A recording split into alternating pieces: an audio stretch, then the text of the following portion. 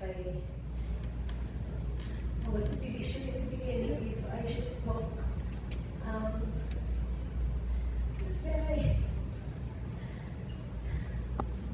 I want to honor Ricky. Even if we did not end up together, he was such a big part of my life.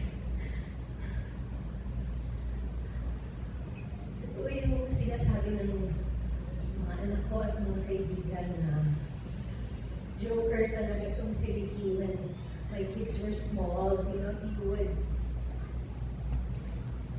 come home from taping and hindi niya tatanggalin yung mga dugo-dugo sa mukha niya. Higa siya doon, di ba? Tapos tinatawagin yung mga bata. So, tatawagin ko yung mga bata, bababa sila, oh my gosh, what happened to Mama? Di ba yung gano'n? And then, ang tagal yung nakagano'n yung mga bata, natatakot na sila. Umahaga na dyan, umahaga na sila. I mean, he was that kind of a dad. He would always joke around, and he would always, magpatago, or like, totoo yung sinasabi nila yung mga movies na nakakatakot, di ba? He was like that. He was always very safety conscious. Na alala ko, sa kanya ko natutunan he would tell the kids na mawala ng lahat, wag lang daw yung passport. Kasi pag nawala yun, parang you're dead. May mga ganun siya. And then, sa kanya ko natutunan na pag magbabiyahe kami, you have to put kailangan magpa-xerox tayo ng passport mo. So lahat ng detalye, meron kang isa sa bag mo, meron kang isa sa maleta mo, meron kang oo, sa kanya ko natutunan. Yung nagtatamay naman, kung mawala nga naman, you have all your details, no? Ganun si Ricky. Very, very masinop siya. As in, naalala ko, when I was younger, we had an office that took care of everything. So, yung parang, hindi ako masyadong malulong sa parang cheque, yung gano'n. Siya yung nagturo sa akin noon. Tapos siya yung nagturo na kailangan mag-ipon ka, parang you get from your sweldo, magtabi ka ng 20% or 30%, very, very, very, very masinop si Ricky. When we got separated, things were not okay for a while. Si Ricky kasi,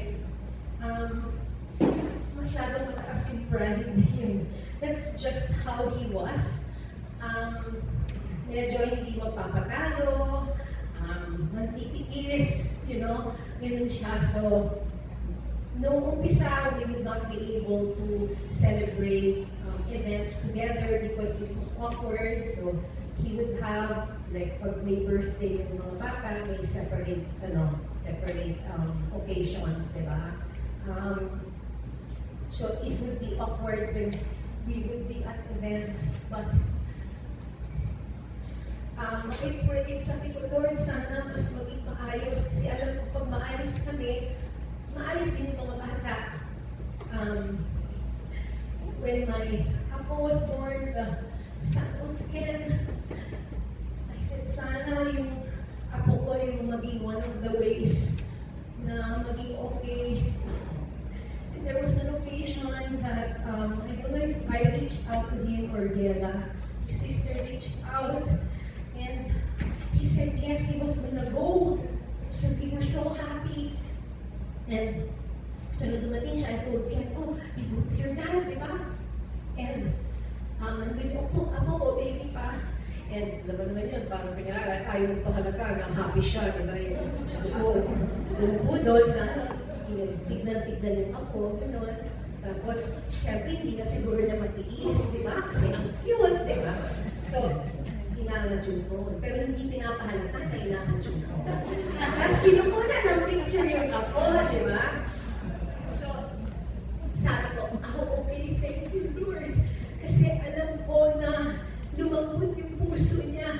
And from that time on, wow, he was such a wonderful grandfather. Not only to Jacqueline, but to his other apostles. Ay, yung nasa utak ko na strict tong dad, disciplinarian, he wants everything to be in place. Sobrang lumambot mga apo. And ibig sabihin mo, lumabot din yung puso niya sa akin. I was able to, I would ask for help. Kausapin mo naman si Ken, hindi ako pinakikinggan, or may something, or sinikinig sa sorry. Like, he would not, I would say, oh, sige, please talk to him naman, you know, he needs your advice, you know, aside from me. And he would not answer me. Pero kaagad may sagot. Ibig sabihin, ginawa na niya ng paraan. No? Ginawa na niya ng paraan. So that was, I was very, very happy. There was a time when, when I received the Lord as my personal Savior. And sorry, Malka, no disrespect to you. Part of my prayer was if it was the Lord's will to heal my marriage. That was my prayer. But after a while, my prayer changed. What was more important to me was for Ricky to accept the Lord in his heart para sa akin above anything. That was most important. When he got sick, and people were one of the first ones who went and they prayed and he accepted the Lord in his heart. And I was so happy kasi alam ko kahit anong mangyari, okay na si Ricky. I know that I would not have to worry because he would be taken care of in heaven. When the time was near, he had septic shock and we thought that was it. And so, Ricky said, Mom, I want to talk to Dad. And at that point, I just wasn't sure because mag-aalit yung tatay, baka mamaya bilang tumayo, mag-aalit. Parang hindi ata ako sure. And Lot was there. Lot was there, and I said, ayun mo naman si kuya mo kung okay na kausapin ko siya. Oo naman. Sabi ko, uy, okay. Thank you, Lord.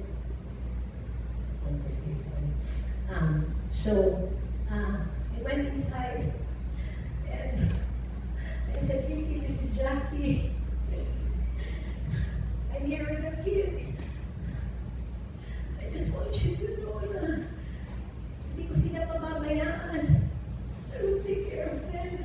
And I said, I'm sorry for whatever it is that I have done. I hope you forgive me. He didn't open his eyes, but I knew that he heard me. Ricky, I may not have had a happy ending, but my prayer was answered. I had closure, and I know in my heart that he heard what I said. I want to thank my children. Ken had a falling out with his dad long time ago. Nais siya ng Panginoon. He had a renewed relationship with his dad. His dad was in the ICU. He was there when he was first intubated. Ken was there and said, Dad, you can do it. I'm here. Look at me, Dad. Kaya mo yan. So I want to thank you, Ken, for being strong for your dad. Ricky May, yan yung umuwi na sila.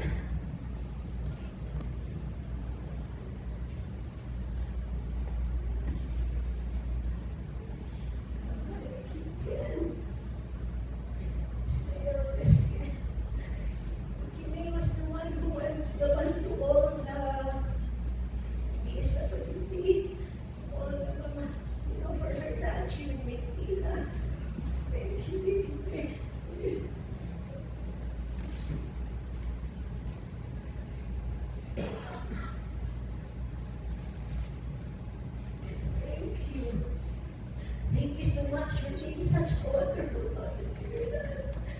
If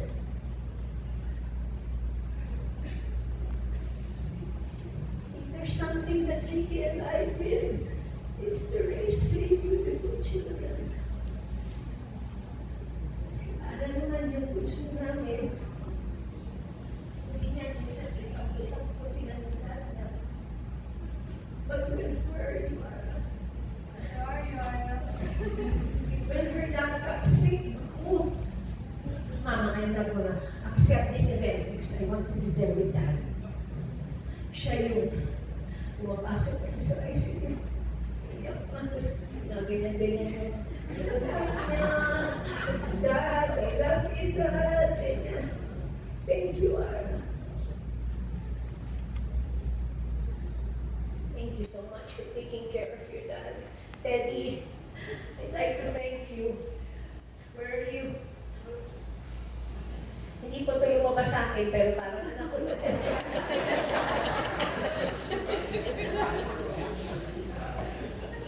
Yes.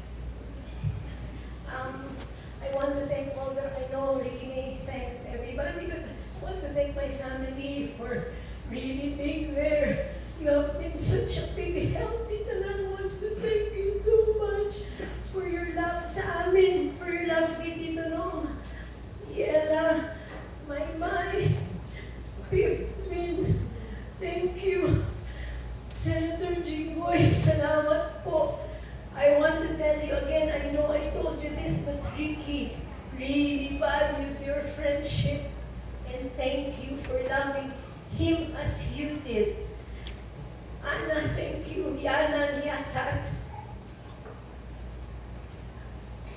All of you who are here, all of you who have extended their help, hindi dahil sa amin yun, dahil kay Ricky yun, dahil nagpundar siya ng pagmamahal sa inyo.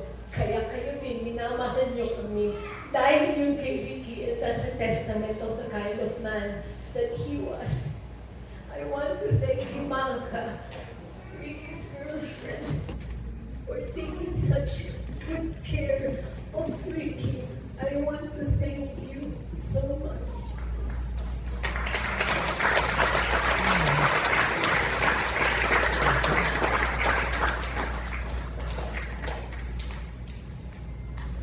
Thank you from my family to yours. Thank you so much for loving Ricky as you did. Thank you.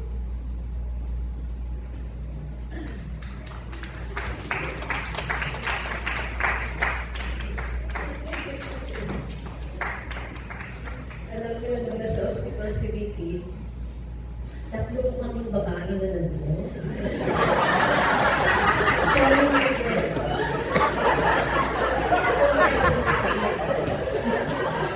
si Sheryl po, siya yung mami ni Teddy. Stand up so that you can see the three beautiful women in Ricky's life. Si Malka, at ako po. Siyempre, nandun po kami lahat dahil nasa ospital si Ricky. Yung nga kwento po. Sabi ko ng doktor ni Ricky sa akin, ang pwede na lang pa kayo makausap. Ano po problema doon? Kasi sabi ko, nasa ICU na si Ricky. May problema pa ba? May dagdagan pa? Sabi niya, I want to know kasi how I will address you. So I had this puzzled look on his face kasi talagang parang ano gagawin. Ikaw po ba? Yeah, sabi ko, well, I'm the wife of Eric. So, yeah, okay. Sino po yung nakaread? I think it was Malcolm. Yun po yung partner ni Ricky. Eh, yung isa po. Sabi ko, yun po yung nanay nung youngest ni Ricky. Okay po yung tatlo.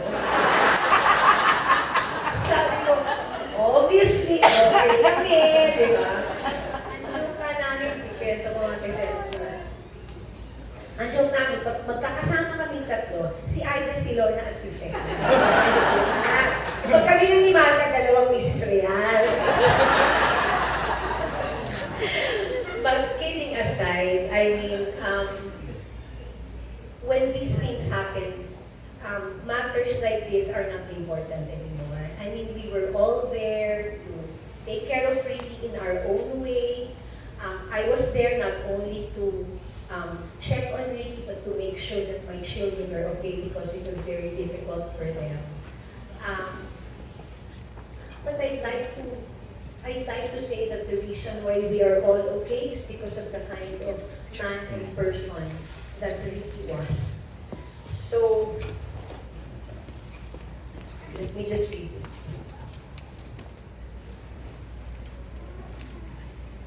Though our time together, Ricky changed shape over the years, I will always honor the good we shared and the family that we built.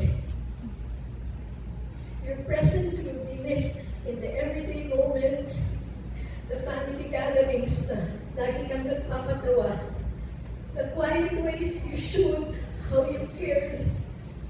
I'm thankful for the life you helped shape, for the father and grandfather you were, and the memories that we live on in our children and grandchildren.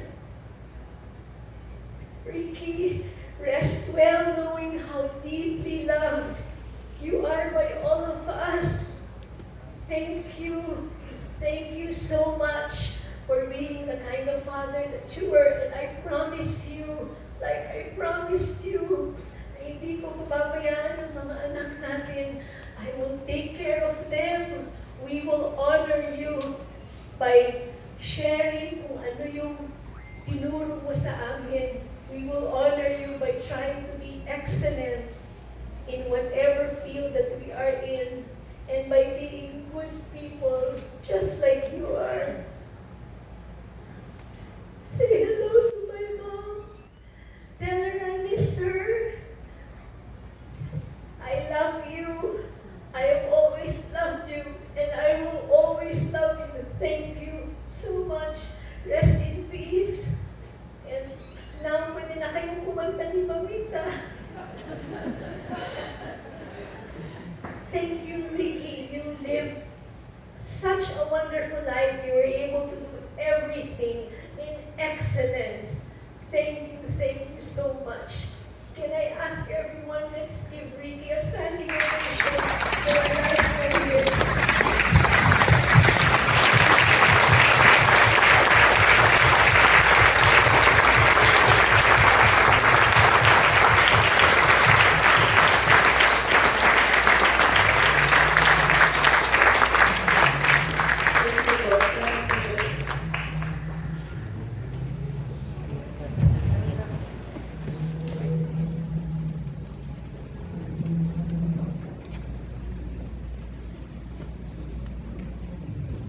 Alright, so